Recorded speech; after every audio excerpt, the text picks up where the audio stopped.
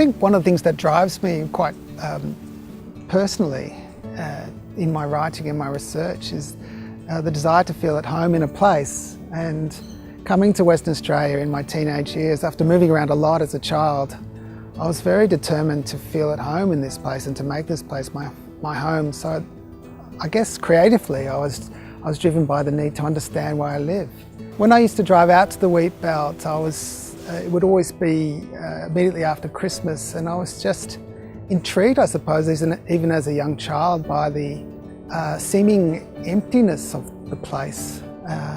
And I became intrigued about what created this whole extensive world of cleared fields. There wasn't a period of ignorance where people didn't know about the natural world and its destruction. Writers and everyone who lived in the wheatbelt was not only was not ignorant of nature, they were very much in contact with it, often in its destruction, but also in its appreciation.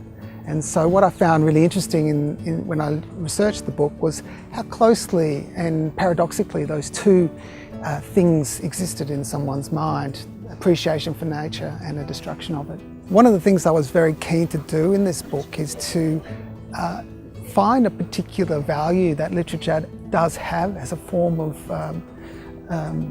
record.